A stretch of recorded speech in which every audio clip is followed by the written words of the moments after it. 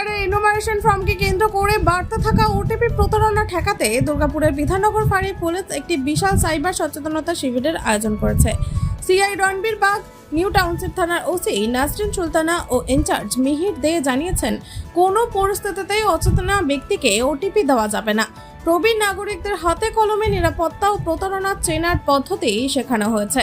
Police জানিয়েছে, আগামী দিনে শহরের এই সচেতনতা শিবির আরও বাড়ানো হবে, যাতে শহরের প্রতিটি মানুষ সাইবার জালিয়াতির বিরুদ্ধে নিজেকে সুরক্ষিত রাখতে পারেন। আমাদের উদ্দেশ্য হলো আমরা বিভিন্ন ক্রাইম নিয়ে পর্যালোচনা করতে গিয়ে দেখছি দিনের দিন সাইবার ক্রাইমের বৃদ্ধি ঘটছে এবং বিভিন্ন স্তরের মানুষ বিভিন্নভাবে এই প্রতারণার শিকার হচ্ছে।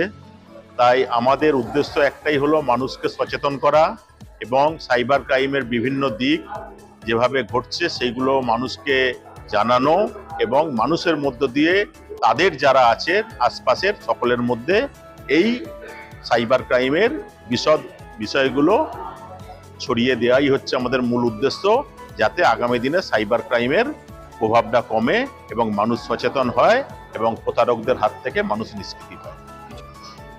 ওনারা ওই সাইবার ক্রাইম সম্বন্ধে আমাদের একটু একটু বোঝালেন এবং আমার মনে হচ্ছে এগুলো আপনারা যদি একটু লিখে দেন, হ্যাঁ, কারণ আমরা এত এখান থেকে গিয়েই ভুলে যাব।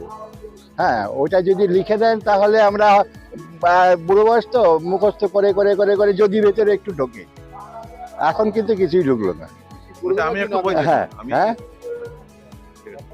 হ্যাঁ, এইবারে আপনারা একটু যদি মানে কোনো ওই লিফলেট টাইপের যদি ওই যে না বললেন, উনি খুব ভালো বলেছেন লাস্ট শেয়ার, হ্যাঁ, ওই যে ওই ব্যাপারগুলো যদি একটু শর্টে যদি একটু লিখে দেন, হ্যাঁ, ওটিপির ব্যাপারগুলো মানে ওগুলো আমরা বারবার পড়ে আমাদের ভেতরে ঢোকাতে হবে।